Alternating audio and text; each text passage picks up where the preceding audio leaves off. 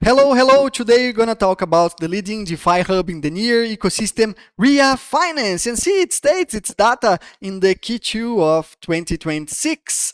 NEAR has been doing pretty well price-wise. We can see here that from this bottom in February, we got like today over 100%. We got even above 200% price increase in this period. NEAR has passed a lot of other projects in market cap rank. NEAR is currently at the 27th position in coin market cap with over $3 billion in capitalization. We have passed Avalanche, Shiba, Bitensor, and a lot of other relevant projects. The last time I saw, like a few months ago, we were below the World Liberty Finance. So NEAR is doing pretty well. But most ecosystem projects are still fairly unknown. RHEA Finance is one of those. RHEA Finance is the leading DeFi hub on NEAR.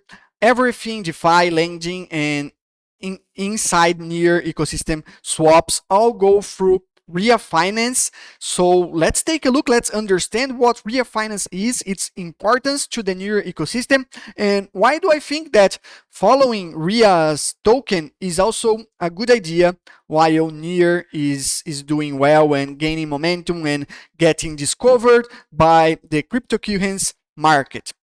So let's go. Before we start, I would like to invite you to subscribe for free to decoding.substack.com. It's my free publication in English. You can also follow me on X at ViniBarbosaBR. I talk about open source, crypto, privacy, security, AI, DeFi, algorithm. I also have a growing YouTube channel, still very small. You can subscribe for me there if you like YouTube most, and also a growing TikTok that I'm working on and trying to reproduce some of my content there. The problem on TikTok is that I talk mostly in Portuguese, but yeah, YouTube is a mix of English and Portuguese, while X is mostly English and also the decoding in English. So be welcome and support my work by following me in these channels.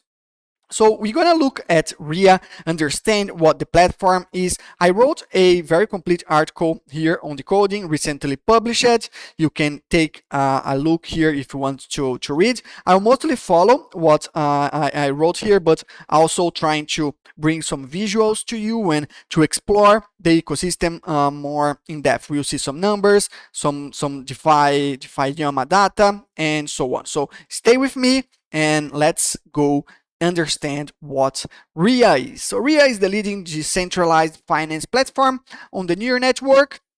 It's still fairly unknown outside of the community. The idea with this video is to present it to everybody else. This article and this video is sponsored by RHEA Finance, which made the time invested in research, understanding, writing, and editing this material possible. Despite that, the content is fully authentic. I really like the project. I have some RHEA tokens, and I have been actively using the platform for quite some time. So I really like the project, even though I have some fair concerns about some things, and I'll talk honestly about these things as well. So RHEA is kind of recent. It was deployed under this name, under this brand, in July 2025, 1 year from now, more or less. But its roots come far beyond that. So RHEA was RHEA Finance and Burrow for lending. RHEA Finance was the leading DEX on NEAR, and Burrow was the leading lending platform on NEAR. Both of these projects merged and form RHEA. They some of them smart contracts date from 2021, so not fresh smart contracts. These are battle tested smart contracts and a battle tested team that knows NEAR and have been supporting and building on NEAR for a very long time. NEAR today is more than just a RHEA is more than just a NEAR DeFi platform where you can swap NEAR tokens and lend and borrow NEAR tokens. It's becoming an unified cross-chain DeFi hub thanks to NEAR intents. So it's also allowing other stuff rather than just trading NEAR related tokens. You can do some bridges powered by NEAR intents, and on lending you can also get exposure to other chains like ZEC, like ETH, Ethereum, and Bitcoin as well, BTC. So pretty interesting thing that RHEA is building, in my opinion, connecting everything together using the NEAR chain abstraction stack to create this unified cross-chain DeFi hub where you can get exposure and use many different tools in the same place. I think this is pretty important because users today want to stay in an app and use everything there. So yeah, the two most relevant products right now are DEX and the lending. RHEA also has a liquid staking that is this one here. You can stake your NEAR and you get rNEAR. It's the liquid staking derivative token, getting approximately 4.5% APY. Pretty cool. You get exposure to the NEAR protocol emission, while also receiving a liquid token where you can use in the platform rNEAR. Here, for example, depositing as collateral to take some loans. Pretty cool. What else? What else can we talk about? So this is it. In this article here, I explain how these things work. If you want an in-depth understanding of how liquidity pool swaps work under the AMM style, or if you want to understand how lending and borrowing works, just take a look here. You can read the article. Not getting too much in depth into these things. The idea here is to really introduce the project. And the project's pretty cool because RHEA has a triple token system. RHEA has RHEA, the token, where you get directly exposure to the project. You can also use it in some cases to pay for some protocol fees, and you can benefit from the revenue protocol gets because they have a revenue sharing mechanism as well, similar to what NEAR does. You can stake RHEA, the token, and you get XRHEA. It's a liquid staking of the RHEA token. So it's a staking derivative and you can use it for some boosts. So I showed you here the NEAR liquid staking. You can also stake RHEA for a 3.4% APY. And you can use this staking for some nice boosts while using the platform. So if you are a user, you might consider staking RHEA and getting this cascade of APY that one compounds with the other. You need to study, you need to understand if it makes sense for your strategy, but if it does, you have the opportunity to do it on the RHEA Finance app. You can see here that XRHEA can also be used for collateral. You have like 75 million supplied XRHEA. Pretty cool, approximately $1 million in supplied assets, and not so much borrowed. So pretty cool that you can also use that among other ecosystem tokens like stablecoins and so on. So you get this, and you also have the RHEA token that is a reputation point system. It's so bound to your account, so you can't transfer it to another account. Once you get the RHEA in your account, you can only use it within this context, but you can swap RHEA for XRHEA or RHEA token in some seasonal opportunities. Some windows of opportunities open, and you can do the swap and convert your points to RHEA and so on. So RHEA is, in my opinion, and this is a positive thing, well designed for users. It's not just for, oh, I'll try to farm this airdrop here. I'll try to explore this briefly and maybe get exposure to RHEA. And if RHEA goes up in price, you can see here, if RHEA, I buy RHEA, and if RHEA goes up in price, I can sell, and so on. So yeah, you can do that, but the idea is not that. The token is not meant, and the platform is not built for purely speculative purpose. Both of these things are built for users and to be used within this DeFi hub, which in my opinion is super interesting and what lacks in most projects. This focus on usability and how to keep people in this ecosystem and in this product you have built with your team. And I believe RHEA does this very well. Negative points on RHEA, because I promised you an honest look. So RHEA recently closed its source code. And this is a negative point for me. Being open source is very important for many reasons. We can have another video to discuss that. But I understand the motivations. I don't like it, but I understand the motivations. RHEA went closed source for security concerns following a wave of hacks that we saw in crypto. So they were concerned that being open source could expose them more, and they closed source for that, saying they did that to protect users and users' funds because people deposit real money in these contracts. So the idea was to protect the users better, to protect the protocol and the contracts better. So they closed source temporarily, and this is a good thing, and why I didn't lose interest in the project entirely. And they plan to open source it again at one point when things get improved and once they get enough security audits. They have promised to do some community audits as well, not only paid private audits to firms, but the idea of behind the decision of going closed source is also, as published in this article here, to give access to some community members that request this access so they can also look at the code and help validate both what these security firms have audited, and also to validate a cryptographic hash that will make sure everybody knows that the code that has been audited is the code that is running right now. So community members can take the code, encrypt through the same algorithm that RHEA use, and this will generate the same hash that will prove that the audited code and what RHEA is running in their platform is the code that we received, something like that. I hope it made clear. You can read the RHEA article for more details.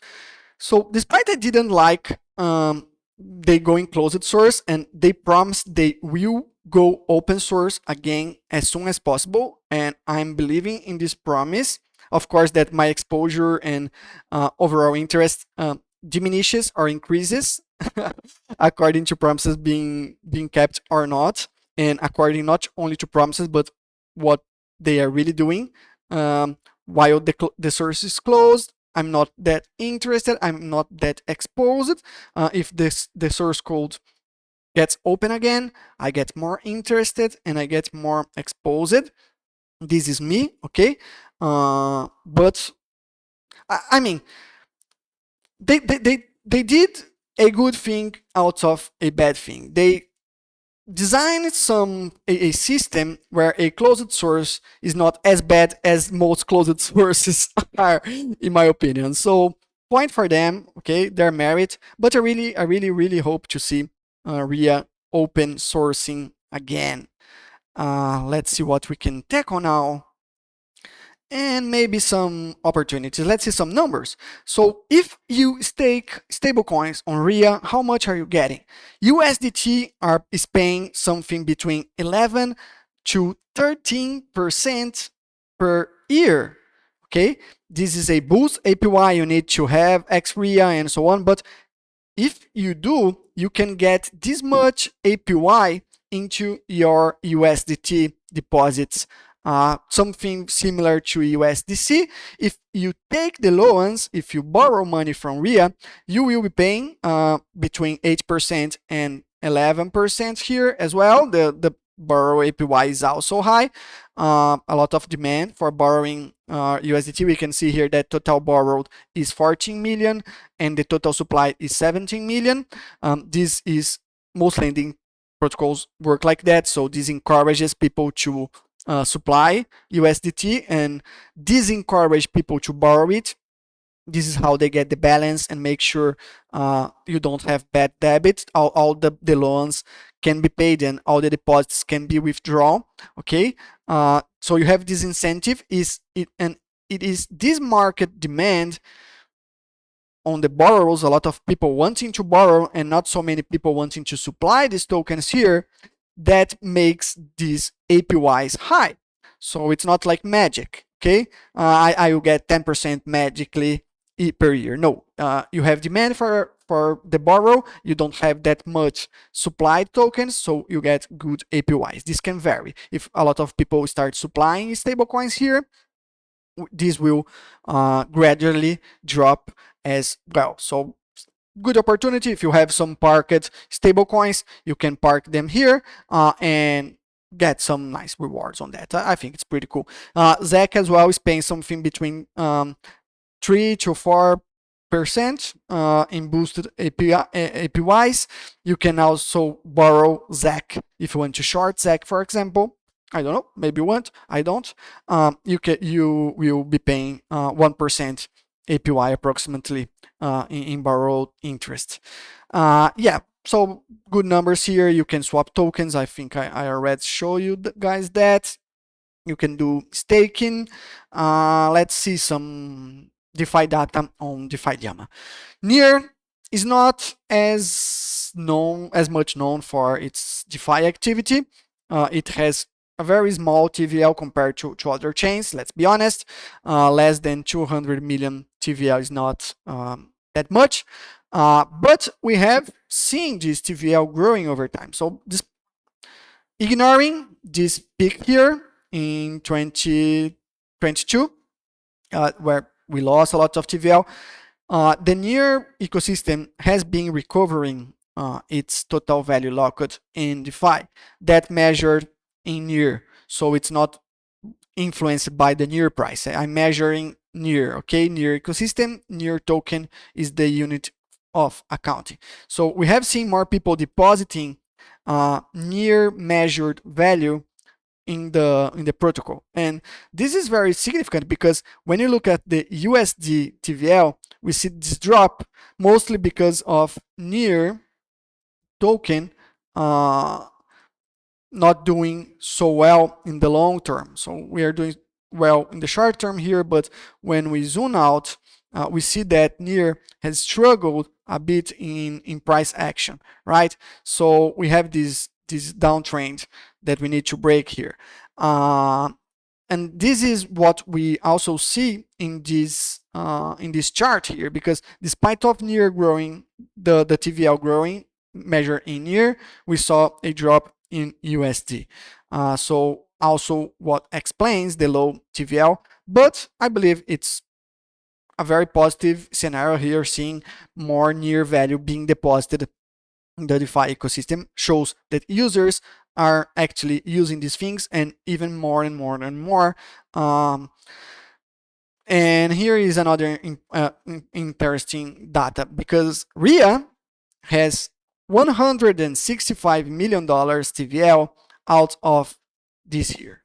That's a lot. That's more than 95% of the NEAR ecosystem TVL in RHEA. And that's what makes RHEA a good and an interesting project for people who are looking for like maybe an investment opportunity or a project to support.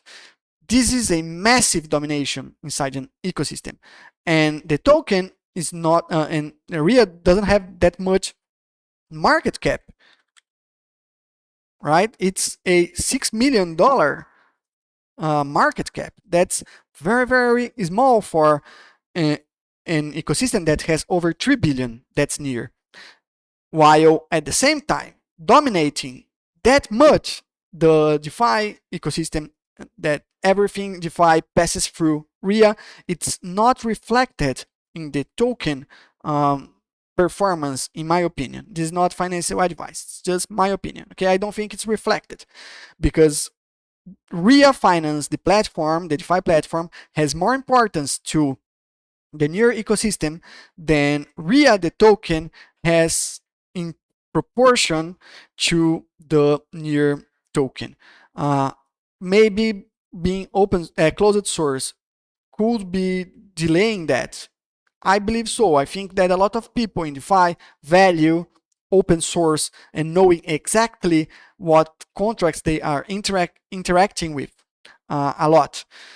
So yeah, this might be impacting. I don't know. This probably not the only thing, because RHEA was open source a few months ago, and they also had like this discrepancy, although we don't have like a very very favorable market conditions right now with a lot of macro uncertainties.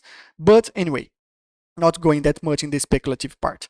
RHEA Land dominates RHEA TVL. Over $100 million deposited in the lending protocol. This DeFi Llama data here is a bit outdated. We can see that total supplied in the NEAR app, in the RHEA app, sorry, is over 137 million. We have a bit less here, but still some good numbers and a good benchmark for us to understand the project. Oh no, yeah, sorry, my mistake. It's probably accounted for the same thing here. So if you sum these two, you might get this. Not sure. Also, the RHEA LST, that is the liquid staking token on NEAR, the rNEAR that I mentioned before, has $25 million staked. So people deposit their NEAR in RHEA. RHEA redelegate this NEAR to validators in a whitelist and give the rNEAR token back to these stakers. This is how liquid staking works, and we have this much of people staking NEAR with RHEA. It's not that much in the ecosystem. Linear protocol is also a liquid staking. It has 70 million. Metapool has 60 million. But the rNEAR token is the most recent liquid staking protocol on NEAR ecosystem, so they are growing pretty well, in my opinion, although they are not the leaders in this category alone. Yeah, so that is it, mostly what I want to share to you. The video is getting a bit longer. Again, the article is published here. The article is also published on X. You can check here in my account if you want. I also published the article here on X as well. RHEA DeFi Finance is the same material you will find in decoding.substack.com. So yeah, take a look there, join the discussion, comment in this video, comment in the article, let me know what your thoughts are about RHEA, what you are looking at right now, the pros and cons you think the project has. I really believe that this open discussion is super important, so I welcome you to join it with me. Follow me in my channels, follow RHEA on X. They do pretty good announcements and keep you guys updated on what they are building. You can follow them here and be a user. The whole point of RHEA is for people to use it. So if you like the project, go and use it. See ya.